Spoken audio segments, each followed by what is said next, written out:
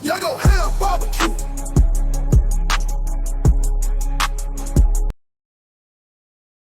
Welcome to the Barbecue Therapy Podcast. My name is Tavis Bryant of Yago Ham Barbecue. You ever stand over a grill or smoker and the world just fades away? That's barbecue therapy.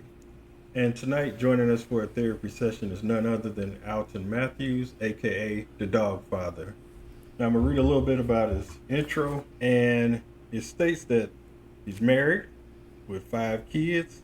And I'm all about family because I have 2 myself. He's a content creator with a whopping 256 YouTube videos. One of my favorite was that tomahawk pork chop. So he had quite a few of them on there. He's an ambassador for Dexcom, Pit Boss Grills, and Harder Charcoal. A member of the Black Smoke Barbecue Podcast. He's worked with other brands such as B&B, Gorilla Grills, Chef Temps, ThermaWorks, ThermaPro, Monument Grills, Lone Star Grills, Backline Fabrication, and Nomad Grills. All right, first of all, I want to thank you for believing in me and coming on the show. And I got one rule: just make yourself at home and just have a good time. All right. Well, first I'm going to start off with your origin story, because that's one of the main reasons I started the podcast, is just giving a background of where you started to where you are now. Could you take us back and tell us how you brought the Dawgfatha barbecue to life? Yeah, man. First off, I appreciate you inviting me onto the podcast. And I know it's going to be some great things coming out of this. So we will be watching, brother. Yes, sir. So how did it start, man? Barbecue, for me, man, it starts just like many others. You know, your parents are back there in the backyard grilling when you're a kid, and you got to put in that duty of cleaning the grill and all that before you actually get to, set a fire and man it. And it's no different. That's what happened with me. And that's pretty much where it started, right? Now, where we got to where we became the Dawgfatha was, I moved to Austin right out of high school, went to technology school, and it was one of those things where, you got your whole path laid out in front of you, what you want to do and this and that and the other. And I was doing it, and it was fantastic. It was working out great. But, I still had that urge for barbecue and, that sort of thing. So fast forward to 2007, I'm doing a lot of barbecue, for friends, family, that type of thing. And, it's always said that, you can grill for people and they will love your barbecue and they will tell you your barbecue is fantastic when it's free. Exactly. But will they pay for it? Will they pay for it? And so what ended up happening was I decided that I wanted to start a on-site barbecue catering company. And that's where it kind of started. Now, before we started that, I was working for Motorola, and I was a equipment maintenance supervisor, and so I had a crew of technicians, and we kind of called ourselves the Dog Pound, and it was just one of those things, we called ourselves the Dog Pound, and we had all of us had our little dog names, and they said, well, man, since you the soup, we're gonna call you the Dawgfatha, and I was like, okay, I kind of like that, and that's just kind of how it came about, and it stuck. And a lot of people thought, oh, well, man, maybe that has something to do with, Snoop and this and that and the other. Like, man, it had nothing to do with Snoop at all. It had everything to do with, like I said, the crew of technicians I worked with at Motorola. So anyway, when I got ready to start this barbecue catering company, I was trying to figure out what I wanted to call it.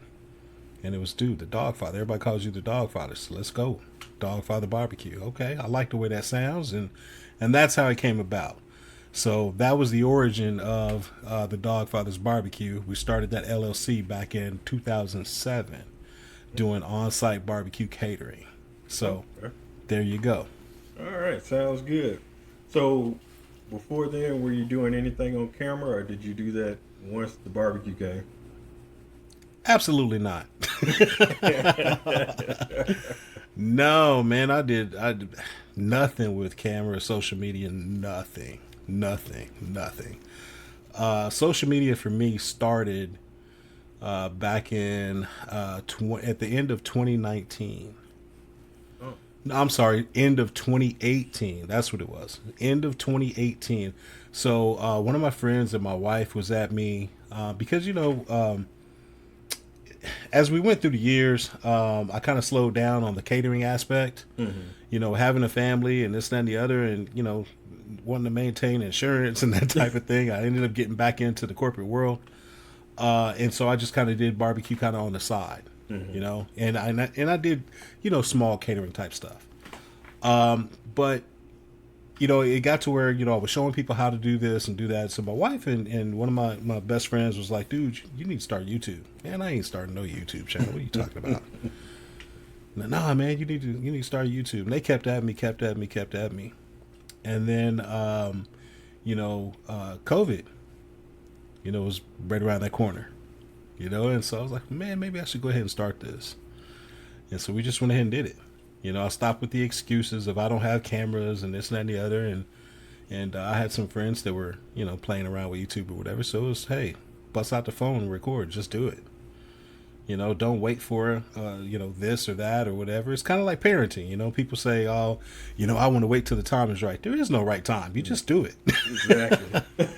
You just do it. And so that's kind of what happened, man. We just kind of jumped in. I think I put my first video out was December of 2018. And it was trash. It was trash. But you know what? It was what we needed to do. We just had to get it out there, just do it, have fun with it. I floundered around for, I don't know, a good year. Just making content, not really knowing what I'm doing. So the camera aspect of it and being in front of the camera and talking to people, whatever, that didn't necessarily come natural to me. So that was something that we developed later, well after we began this barbecue journey back in 2007. But yeah, that's where we're at now. Okay. And what was the moment that you realized that, hey, people are watching my stuff? You know what, man? It's funny.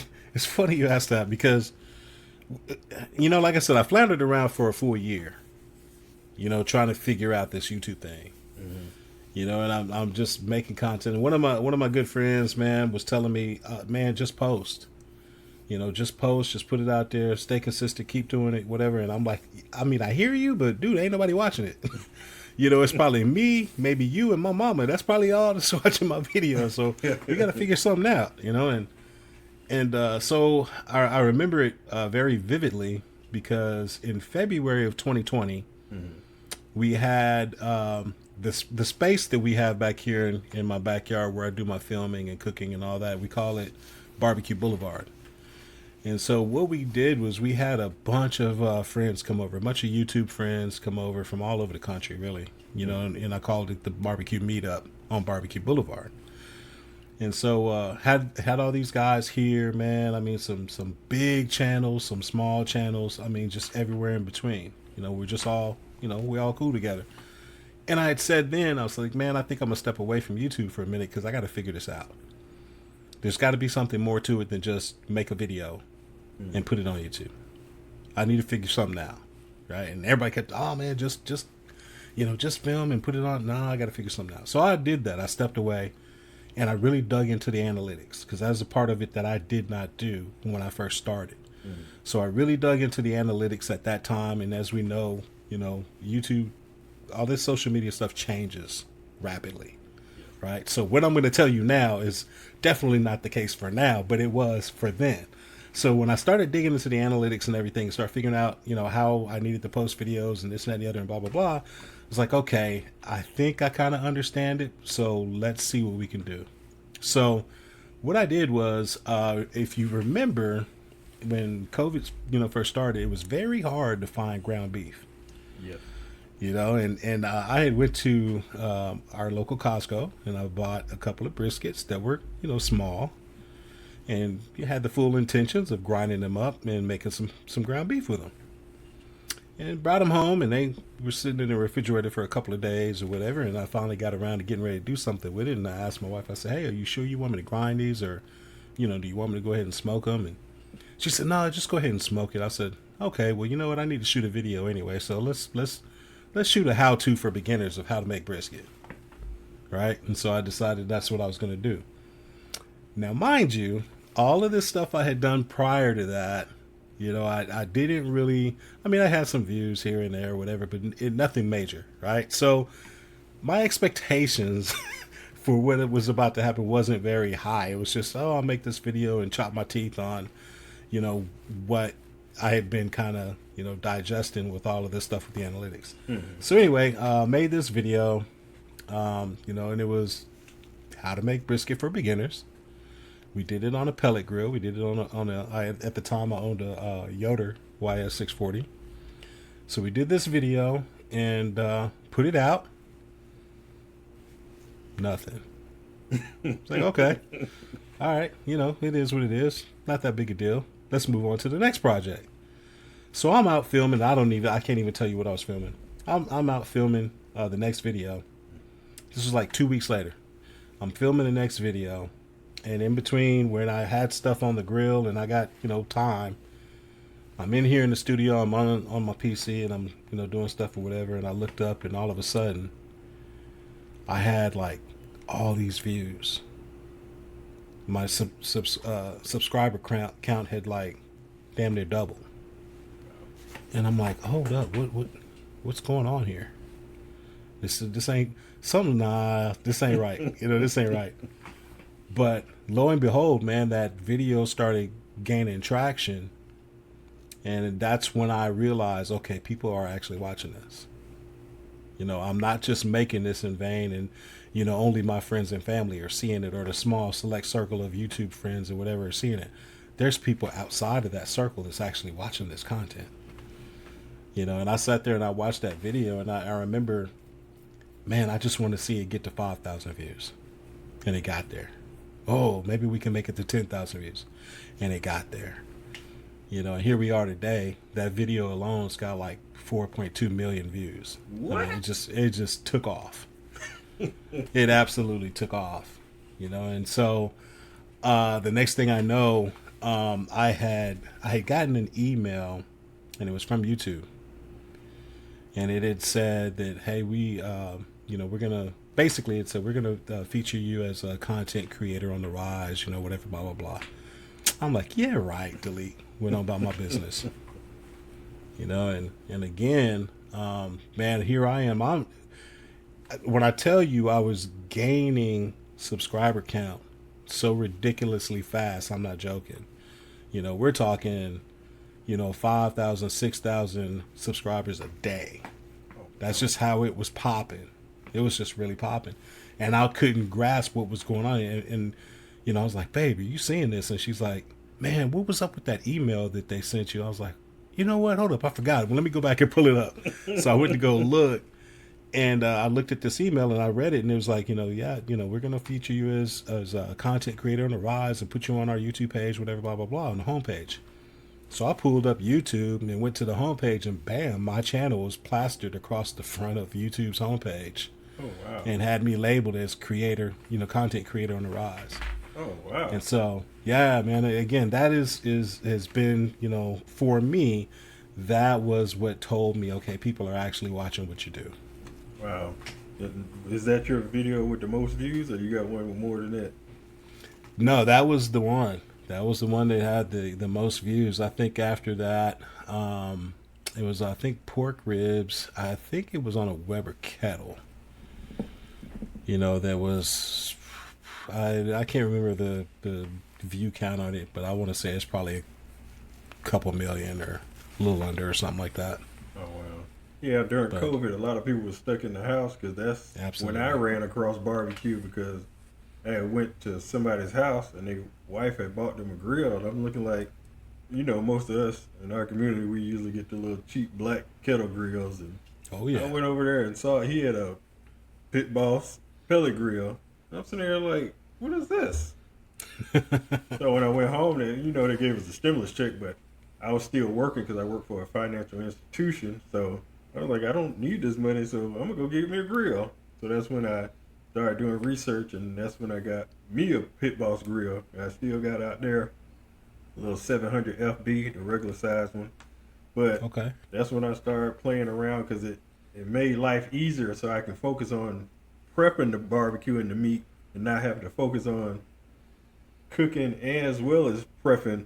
Because back then everything was lighter fluid tasting, so it caused me to start doing research and figuring out different recipes and going on from there. And that's when it built up because we had nothing to do but sit around the house. So that's how I found barbecue, and I kept collecting grills because now I got 3 Pit Boss grills, and we'll talk about that in a minute. But next, we're going to talk about your cooking style. How would you describe your cooking style? Are you a technique person, a flavor chaser, or just let the meat do the talking? Man, just let the meat do the talking. Don't overcomplicate things. You know, it's funny you asked that because today I just grilled from, it's just the wife and I here, and I'm all into this live fire cooking, as well. I mean, I know, people see the YouTube channel and they see me, cooking on pellet grills and this and the other. Don't let that fool you. That I'm a stick burner. I burn some wood splits and get out there and get on, the big, offset pits or barrels or whatever it is. But dude, I love cooking with wood and charcoal. Okay, and so today I'm out there on one of my live fire grills and made some tri-tip and some rib tips and some Argentinian sausage. Make some choripan and that type of thing. And man, we were in here eating some of it, and I'm like, we've had people on our podcast, and we've talked about ribs and this and that and the other, and we've had so many people say things like, man, if you're cooking with just salt and pepper, you are doing such a disservice, because there's no flavor there. And I'm here to tell you, I'm one of those guys. I will cook with salt and pepper. I love the flavor. Man, you see back here, when you see my videos, man, you look back here when I'm in the studio, and it's like a storefront. I got tons of rubs. I got tons and tons. I got them over there. Yeah, man. I've got tons and tons of rubs. But if I'm cooking for me, I'm not using that salt and pepper.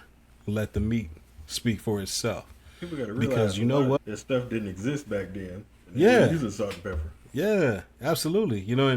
And I come from my friends, man. If they come over here and I make food for them, and they see me put barbecue sauce or whatever on ribs or whatever, the first thing they ask me is, okay, what did you do wrong in the cook? Because they know if you got sauce on it, you didn't do the cook right or something. You hiding something, because they know me and they've gotten to know my style of cooking and, what I can do with just salt, pepper, and some posto. And for me, that's just a good, clean flavor, man. It just is what it is. I can get out there and cook with the best of them and throw all these sugars and this is and that and whatever and mask it so you ain't even tasting pork or you ain't even tasting beef or whatever. You tasting all this other stuff that you put on it. I mean, that's fine and dandy, but that's just not my preference. I'm not knocking people that do it.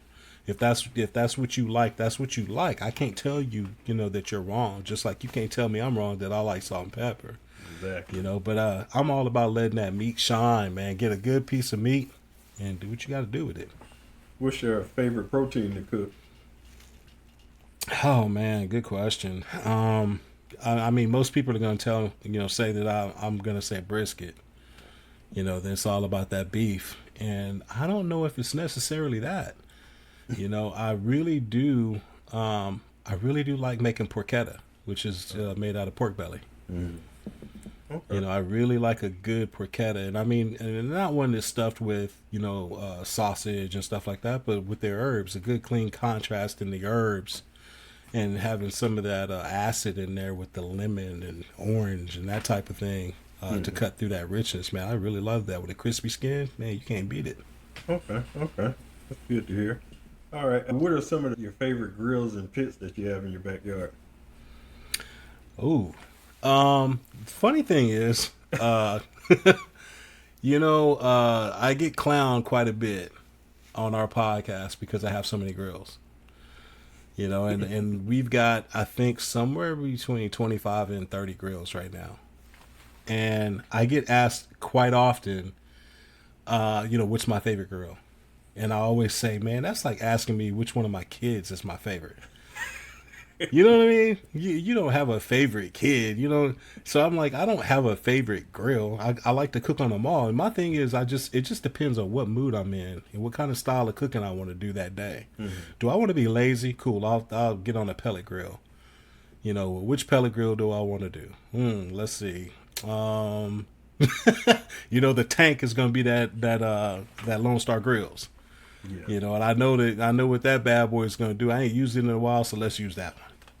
You know, or if I feel like, oh, hey, today I'm on it, I want to tinker with some fire, I want to try some new techniques or whatever. And well, let's get in the offset. Let's get on that backline smoker and run that 94 gallon. Oh, wow. You know, or hey, maybe I want to put something on a cross and burn some logs and get on my Alamo Pro and do some live fire, open fire cooking. You know, it just depends on the mood for me, honestly. But I will say this. Of all the grills that I do have, the one grill that I know that I won't be without, and I'm not necessarily saying it's a favorite grill. I am merely saying that I'll always have one in my possession, and that will be a Weber kettle. Classic. Yeah, right now I have 3 pit boss. I got the 700 FB, I got the tabletop, then I got the Brunswick cabinet. I got a tabletop master build. I got the gravity master build. And then I got a gateway drum that's sitting over there brand new for the past 15 months because I got it right before my daughter was born. So it's still brand new over there in the corner. Yeah. So I look forward to using that. I wanted to ask, how are you liking that pit boss drum? Because I'm looking at it, and I don't care if some people try to poo-poo pit boss, but I love pit boss because that was started my journey, and I never had no issues with it. But how's that drum? Man, honestly speaking, of the pit boss products that I currently have, that's my favorite one that I like to cook on. Again, because we're using charcoal and wood, you know, so that's obviously a bonus for me. So I love that aspect of it.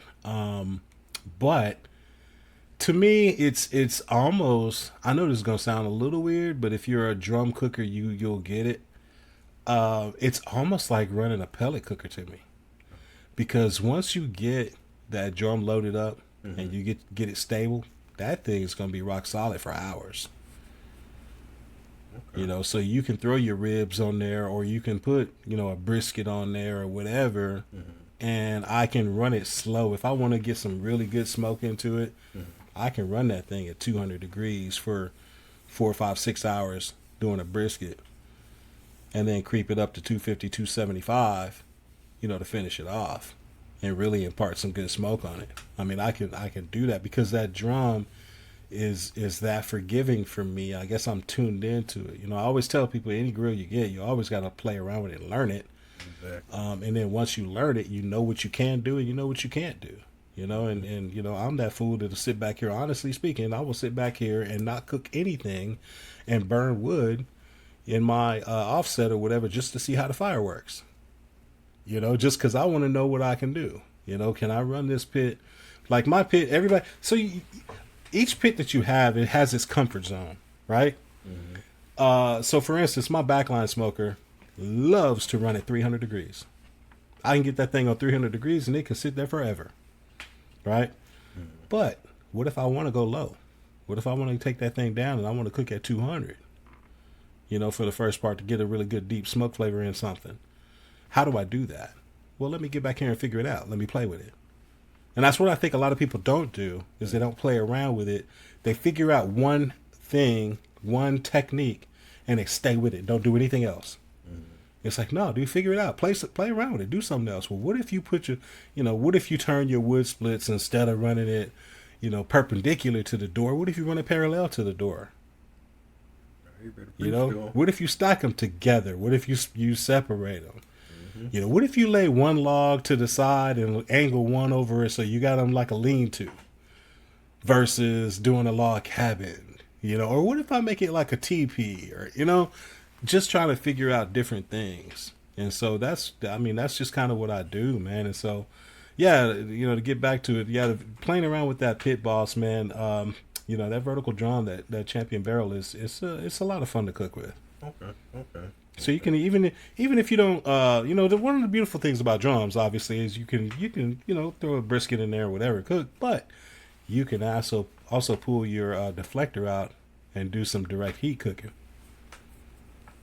Yeah. That's a whole new world right there. It's a whole new flavor. Exactly. Okay. Okay, that's good to hear. Another thing about these, I know you've been using them for a minute, so what are your opinions on chef tips? All right. So the chef's temp products. Here's what I'll say, man. Is that S1. I really do like the S1 for the aspect of being able to put that, like, say, on that drum, on that vertical for Pit Boss. I can put that on there, and now I've made that into a smart grill of sorts that I can monitor when I'm off doing something else. Because, again, like I said, if you get it dialed in, it can sit there for hours. And let's face it, when you're cooking brisket or pork shoulder or something like that, it's a boring cook. It's not a lot of interaction. You do all of the prep on the front end of it. You pop it in this cooker, and then it's just basically maintain the fire. If you're cooking on an offset, maybe you're playing around with it every, 30 minutes or, 30 minutes to an hour, depending on how efficient your grill is. But you know what? You got a lot of time. You can go do something else, right? And so the S1 affords you that opportunity, because you can now have that hooked up to your smartphone or your watch or whatever, and see what those temperatures are doing. So that I do like. Now the Brizo fan that runs in conjunction that you just showed there, I think it's a great concept in the fact that you can actually feed your coals some air, to maintain fires. I mean, it's simple comparator circuit. Hey, what's your temperature set point? Here's your temperature. Oh, it's not up to the temperature you set. Let's blow the fan, right? You get to the temperature up, it hit the set point, reduce the fan or cut off the fan. Coast. Just back and forth, back and forth. Great concept or whatever. I would have liked to have seen a little better execution on the craftsmanship, because it is a very lightweight fan and it will break very easily. If you drop it or whatever, it's toast. So I would have liked to have seen it, and I understand it. They made it to where it could be affordable and all this and that and the other, but you just have to be very careful with it. I think that if you can maintain that thing and not have it break on you, it works well. I've used it on the drum, on the vertical for Pit Boss, and it has absolutely done the job for me. Okay, that's good to hear. I know it's an entry level, so they just starting off, so they're probably going to progress as they go along. Yeah, maybe so. Okay. Next, we're going to switch off to content creating, just so people can learn a little bit about that. What's your process like when you're planning a cook video or a gear review? Are you scripting it out, or are you just going with the flow when you do your video? No and yes. Honestly, I don't. For the longest time, I never did do any type of scripting, right? When you know what it is you're talking about, it just comes out naturally, right? One of the things that I've always done is whenever I'm doing a video, I try to speak to my audience, just like when my boys are here. We back here chopping it up. We just gonna talk. I'm not trying to figure out what to say. I'm just talking, right? And so that's always been the approach. Now, one of the things that I did last year that was very different was I went to Vid Summit. Back in September last year, Vid Summit for YouTube. For people that don't know, Vid Summit is a big conference for content creators, for YouTube content creators, right? You have, some of everybody is going to be there. It's not for the general public. This is literally for content creators, okay? So you're going to go there. You're going to be there with the people that actually write the algorithm for YouTube. You're going to be there with the people that do all the marketing stuff for YouTube. You're going to be there with people from all different aspects of YouTube, right? So you're going to get to learn a lot. Along with that, you're going to have a lot of different companies that make products that are geared for content creators. One of the companies that was there last year that I got to link up with that actually launched at Vid Summit was Spotter Studio. Now, if you've never heard of Spotter Studio is an AI-driven software package that you can literally build out your entire project before you lift a camera, lift up a knife, anything. You can have the full concept and ideation of that full video from beginning to end. You can have a script. You can have your hook. You can have everything done to include your thumbnail. You can have a realistic thumbnail with your likeness to show you exactly what you want that video to look like. You can actually put that into the Spotter Studio and have it put up on YouTube so that you can actually see what your video will look like in its thumbnail form against its competition on the YouTube platform before you hadn't even filmed it. Wow. You hadn't even taken a picture. You haven't cooked anything. You haven't done anything. This is all straight ideation from beginning to end before you start the project. Okay? So to say that, well, do I script? Well, using this software, I do have some key points or whatever that I want to bring up and make sure that I mention. So in that aspect, yes, I script. But as in a full, everything that I'm saying, no, I don't script. How do you keep things fresh when there's a sea of barbecue content out there? What makes you stand out versus everyone else? I don't. I could care less what everybody else is doing, and I don't mean that, in a negative sense. Mm-hmm. I mean that in a sense of I'm just doing me. What is it that I want to cook? You have a lot of people that will try to go with trends. There'll be a trend of, there's smash burgers, and everybody and their brothers making smash burgers.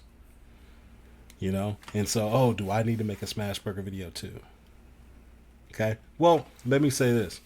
If you're in the beginning of trying to build your community, you're trying to build numbers, you may need to go with the flow, because when those trends hit, you will have so many people that will be doing searches for that particular trend, which could bring traffic to your channel, right? So that's absolutely a good thing. It can work for you. At the same time, you also have to understand that if you're a smaller channel, how do you compete with these big channels? If you're a 2,000, 3,000, 5,000 sub channel and you got somebody that's, 1 million subs and they got, all of this footing in the, on the platform, their stuff is probably going to get shown way before yours. How do you get on that first page? Because let's face it, whenever you do a search on YouTube or even Google or whatever, you do a search and you're probably not getting off that first page. Yeah. You're probably not going to the second, third, fourth, fifth, 20th page. You're looking at that first page. So how do you get on that first page? If you can't get on that first page, it's going to be really hard. Right? It's going to be really hard to grow, following those trends. So sometimes you have to kind of do your own thing. Maybe you become a trendsetter. You never know. Right? That's true. That's why I don't really get hung up in, what is everybody else doing and I have to do the same thing. And again, I recognize that, hey, I've already got almost, 200,000 subs. And so maybe it's easier for me to say that. I will say that I know when I was a smaller channel and I was trying to grow the channel, I did what YouTube, the algorithm told me I needed to do. Right? So I followed what the algorithm said, and the algorithm said, you need to make brisket. You need to make brisket, and you need to make it on a pellet grill, because that's what they want to see from you. Now, I can either do that, or I can be hard-headed and do it my way. And then when I do it my way, the channel kind of stayed stagnant. When I did what the analytics told me to do, then I saw some growth. And so then what I said was, okay, what is that threshold everybody looks for? Everybody wants that silver play button, right? Everybody wants that silver play button. I want that. And so I had said, okay, I'm going to do what the algorithm tells me to do. And if I'm fortunate enough to make it to 100,000 subs, then maybe I might trickle away and start to do my own thing. Right? Or maybe it might be, okay, I'll do 3 videos for YouTube, 1 videos for me. You know, find that balance. Makes sense. That's a pro tip. Yeah, man. Okay. You have a real connection with your audience. How important is authenticity in your videos? Dude, that's everything. I mean, that's everything. You have to be authentic with your audience, you know, your community. Let's face it, man. When you become a content creator, you become an influencer, right? we can fight it all we want, and we can say we're not influencers. We're influencers. Because what happens, you cook on a particular product, and now somebody watches you and they see you cook on that product. Oh, I want that product too. If he made that on there and it came out like that, ooh, I got to get that product. You just influence them to get that product, intentionally or not. Right? So you have to be authentic in what you do and what you say. You know, that's why for me, I've always said that I will never push a product that I wouldn't use. Right? I don't use all these different, pieces of technology all the time, but I'll use it. You know, it's not my preference to go out and check meat temperatures all the time. Mm-hmm. I'm a feel kind of guy. I want to feel how does the meat feel to me? Right? Let me pick it up and feel underneath it. And, how does it bend and fold and this and that and the other? Okay, yeah, that's getting there. That's what I want. Right? Because one of the things that people would get annoyed with me is I got a lot of questions about when I make brisket. Oh, what was your finishing temperature? I have no idea. What do you mean you have no idea? Well, so-and-so said you have to cook your brisket to 204. Well, so-and-so said you got to cook it to 202. What do you cook to? I don't know. Well, why don't you know? Because I don't go by a number. It's all going by feel. I cook the tenderness. And I'll break it down for you. Let's say you get a case of briskets. Okay? Case of briskets has 5 briskets in it. Right? You got 5 briskets that are going to be 5 completely different pieces of meat. Now, you can trim them up the same, and you can kind of shape them up the same, and you can have them all roughly the same weight. And so you're going to say, oh, they'll all be done at the same time. No, they won't. That's not the way it works. Each piece of meat is going to be different. And where I can really speak to that is on my channel, we did a video that's called #Brisket Challenge. By the way, that was probably one of the most fun videos I've ever made. But we did this video called #Brisket Challenge, and it came out. It came about because there was a conversation with some of our California brothers, and with us here in Texas, and it was hey, we should do a challenge, a competition type thing. Friendly, chatter back and forth or whatever. And so we made this video. Now, went over to my buddy's place, Ryan Newland. Shout out to Ryan for Backline Fabrication, who makes fantastic products. He had his shop pit over there that day, which was a 350-gallon trailer pit. I put a brisket on. Ryan put a brisket on. JB put a brisket on. My man Federico put a brisket on. We all had these briskets on. right? Along with beef ribs and shoulder clod and pork rib. I mean, we cooked it up because, we're here in Texas. We got to do it big and better, right? So we got all these briskets on or whatever. And the to speak to what I'm saying as far as the difference, when I tell people cook to tenderness and not to a number, this is exactly what I'm talking about right here. My brisket came off somewhere around 203. Federico's brisket came off at 198. The one brisket that took the longest was Ryan's brisket, and we took that brisket literally up to 217 degrees before it hit the tenderness that we were looking for. And it was money. It was straight money.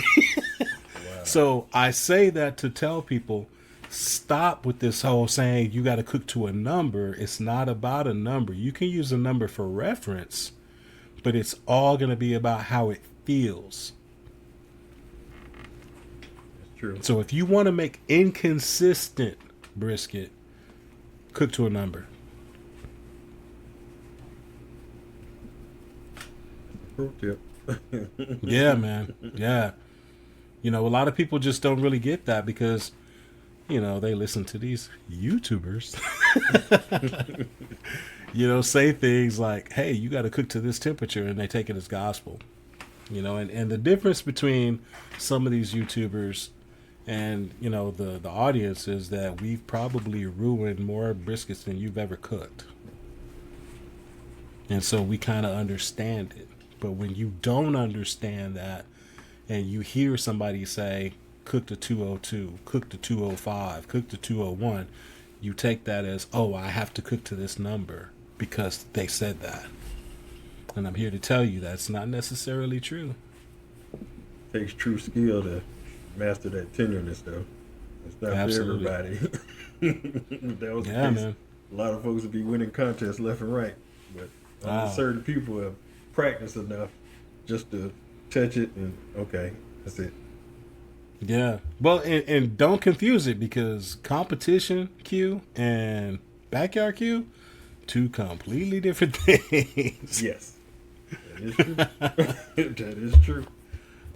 Okay. You have any advice for anybody that want to start a barbecue YouTube channel but afraid of putting themselves out there? Don't do it. No, I'm playing. No, seriously, the best piece of advice I can say is what we said already, man. Is just be your true self. Don't change for anybody. Don't try to be like somebody. I recently met somebody and had conversation with them. Super, super cool, person. And then when I went to watch some of the content they're producing, they literally are making the same video as somebody else, that I know, a friend of mine. And they patterned everything after them to include some of the things they're saying and how they're saying it and when they're saying it. It's like, man, that's not you. Be yourself. You know what I mean? Be yourself. You got to understand that no matter what you do, you're going to have a group of people that's going to love what you do, and you're going to have a group that don't. You just got to understand that. You can't please everybody, right? Exactly. But here's the thing. You want those haters. Motivation. Because I've always said, as long as you got haters, you got a fan club. Because they're going to be watching everything you do. They're going to have, jump in and put their little 2 cents in with everything you do. And when that happens on my channel, you know what I say? Thank you, because you just got me paid. Appreciate the view. Come back for the next video. And I don't say that, again, I'm not saying that to be cocky or anything like that, but it's the truth. When you come out with negativity on a video or whatever, or in comments or whatever, it brings traffic. So embrace it, And then the other part of that I will say is this. Always look at what people are saying. Because sometimes there may be some truth in whatever it is they're saying, aside from their, bad delivery maybe, right? And so you kind of have to look at everything and say, hey, whatever they're saying, could it remotely possibly be true? And if the answer is yes, don't get mad or offended. Take note of it. Take note of it and do better on your next video. There you go. Appreciate another pro tip. Yeah, man. Giving it to us all show. All right, we're going to switch over and do something fun that I came up with. This right here I call the Sweet 16 Barbecue Meats Tournament. I came up with a tournament bracket of 16 barbecue meats. I mashed them up randomly, and you just let me know which one you like out of each matchup. And we're going to see what the winner is, and I'm going to try to... each guess I have, I'm going to try to do this to see who wins the most championships. Okay. All right, matchup 1. Brisket versus barbecue shrimp. Okay, but before we get started here, in what aspect are we saying here? Is this just would you prefer to cook, or would you prefer to eat, or to cook, or I would say would you prefer to eat? Ooh. And what was it, brisket and shrimp? Yes. Shrimp. Oh, wow. Very upset. Man, when you cook brisket so often, you don't even want to eat it anymore. All right, next matchup is smoked duck and smoked ham. Ham. Okay. All right, the next matchup, pork ribs, smoked bologna. Ribs. Next matchup, steak versus pork chop. Steak. Ribeye steak. I'm a pork chop man. Hey, pork chops can be good. They can be good, definitely. I love a good, tomahawk pork chop with the fat cap on it. But, I digress. I'm going to stick with my ribeye. All right, we got pulled pork versus hot dog. Ooh. Man, I'm going to go hot dog, actually. Okay. I'll probably be the only one, but I'm going to go with it. All right, next matchup is pork belly versus sausage. Okay. Bro, you the devil asking that question right now. Pork belly. Oh, man. Ooh. That's a good one. Man, I'm going to go pork belly. Okay. What if I take that pork belly and make it into sausage, though? Am I okay? All right, next matchup is beef ribs versus lamb. Beef ribs. Okay. I've just recently started playing around with lamb, so I'm not full on lamb yet. Smoked chicken versus smoked turkey. I'm going to go chicken. Okay. Next round, you got shrimp versus ham. I'm gonna go shrimp. Okay. And next matchup, we got ribs versus steak. Oh, steak. If you haven't figured this out, steak's gonna win this. I'm just saying. Hot dog versus pork belly. Come on, man. We'll go pork belly. Okay. Beef Crispy ribs. skin pork belly. All right. Beef ribs versus smoked chicken. Beef ribs. All right, you got shrimp versus steak. Yard. Yeah. I say we put steak and shrimp on the same team. Okay. And you got pork belly versus beef ribs.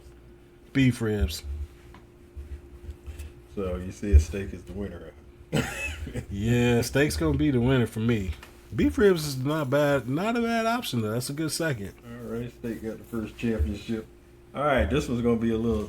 This is the Sweet 16 greatest athlete of all time. Oh.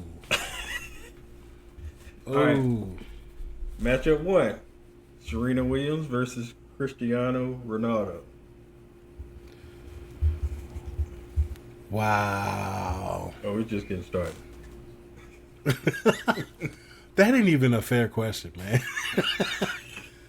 That ain't even a fair question. I'm gonna go with Serena though. Okay. Next matchup, LeBron versus Michael Phelps.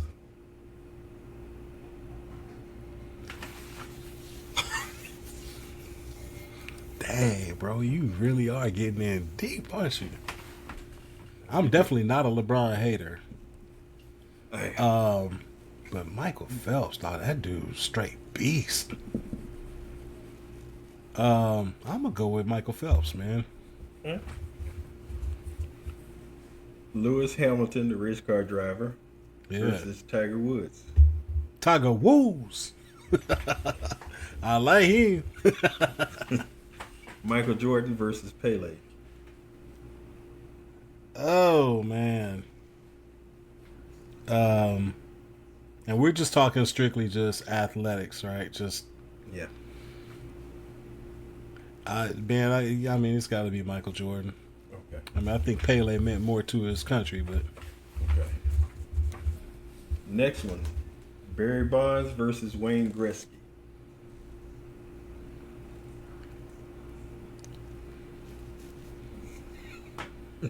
man, I'm gonna say Barry Bonds. I Okay. might catch some hate, but I'm gonna go with it. All right. Tom Brady versus Simone Biles. Tom Brady. Okay. I love you, Simone, but Tom Brady. Lionel Messi versus Roger Federer. Federer. Usain Bolt versus Muhammad Ali. Come on, man. I gotta go with Ali. All right. Next round, Serena Williams versus Michael Phelps.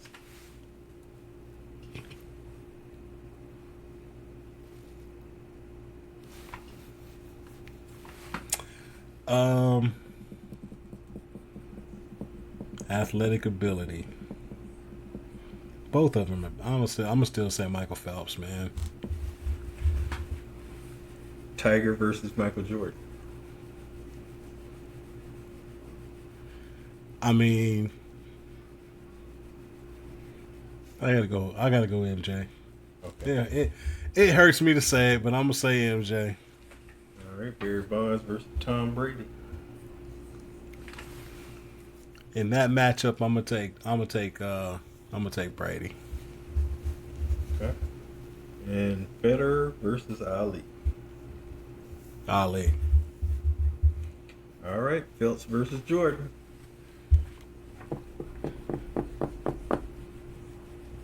Um,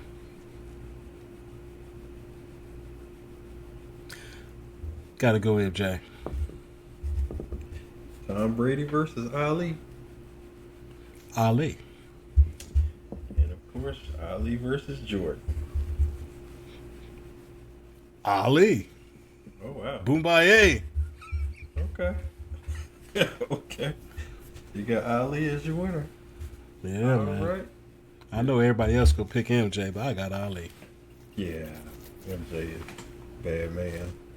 All right. Your therapy He session aight. is now over. And do you have anybody you want to plug or give your social medias or anything? Anybody want to reach out to you? Yeah, man. Dude, come check me out, man. I'm on YouTube. I'm on Instagram. I'm on Facebook. The Dawgfatha's BBQ, and that's DAWGFATHAS BBQ. You can also find me on the Pit Boss YouTube page. I'll be on their playlist called Backyard Bosses, and we've just launched a new playlist that is my own playlist on their channel that's going to be called Barbecue Boulevard with the Dawgfatha. So come on over there, check me out. Hey, get in the comments, interact with me. I don't bite. I love to hear from people. If you got questions or whatever, you can also send me an email, and that also is the dawgfathersbbq@gmail.com. So hit me up. Look forward to hearing from everybody. All right. I definitely watch because every time Pit Boss rolls something out, I'm rolling right to your channel. That's why the chef temps is on the floor right now because I was watching your channel. Hey, man, I appreciate it. I appreciate no problem. No problem. Appreciate you having you on the show, and I wish you the best of luck in your videos. And thank you again for believing in me and coming on my show and being the first guest. So hopefully we'll keep the ball rolling. Yeah, absolutely. And I do want to give a shout out to a company that I work with, man, that is like you. They're new and upcoming, and a lot of people don't know about them. And that is Harder Charcoal. Harder Charcoal is a fantastic lump charcoal and briquette. It's probably the best lump charcoal I've ever used, to include some of the big boys that are out there. So it's one you might really want to check out, called the Harder Charcoal. Come check it out. All right, ladies and gentlemen, you heard it here first. All right, we thank y'all, and we'll see you next episode. Mango ham barbecue, get your barbecue on. Get your barbecue on. Get your barbecue on.